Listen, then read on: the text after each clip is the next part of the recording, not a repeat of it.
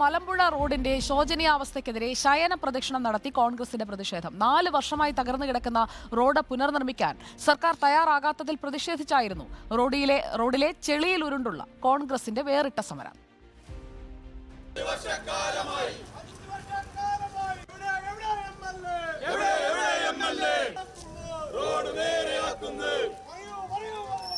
കിൻഫ്രയിലേക്ക് വെള്ളം എത്തിക്കുന്നതിന്റെ പേരിൽ വെട്ടിപ്പൊളിച്ചതാണ് മലമ്പുഴ ഉദ്യാനത്തിന് മുന്നിലെ റോഡ്.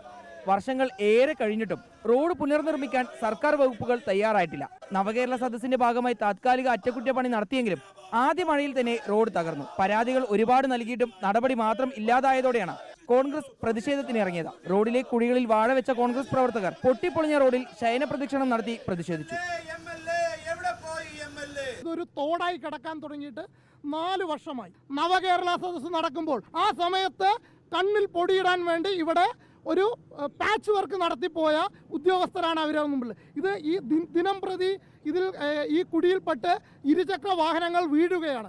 ഇനി ഒരു മരണം കണ്ടാൽ മാത്രമേ ഈ അധികാരികൾ ഈ റോഡ് നന്നാക്കുന്നുണ്ടെങ്കിൽ ആദ്യം ഞങ്ങളുടെ മരണം ഈ റോഡിൽ നിന്നുണ്ടാകും. അതുവരെയുള്ള സമരങ്ങളുമായി ഞങ്ങൾ മുന്നോട്ട് പോകും.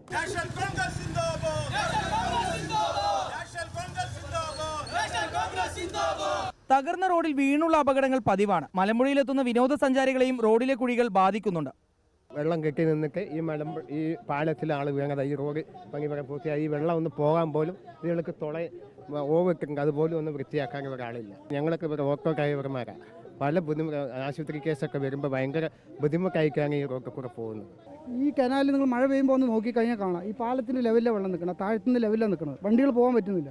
ഇപ്പോൾ ഇറക്കുന്ന വണ്ടികളെ ഇലക്ട്രോണിക് വെള്ളം തട്ടിക്കഴിഞ്ഞാൽ സെൻസറും കാര്യങ്ങളുകൊണ്ട് കംപ്ലൈൻ്റ് ആവുകയാണ്. സർക്കാർ വകുപ്പുകൾ തമ്മിലുള്ള ഏകോപനമില്ലായ്മയാണ് റോഡിന്റെ പുനർനിർമ്മാണം ചുവപ്പ് നാടയിൽ കുരുങ്ങിക്കിടക്കുന്നതിന് കാരണം. നിർമ്മാണ പ്രവർത്തികൾ ആരംഭിക്കാൻ ഇനിയും വൈകിയാൽ പ്രതിഷേധം ശക്തമാക്കാനാണ് നാട്ടുകാരുടെയും കോൺഗ്രസിന്റെയും തീരുമാനം. റിപ്പോർട്ടർ, പാലക്കാട്.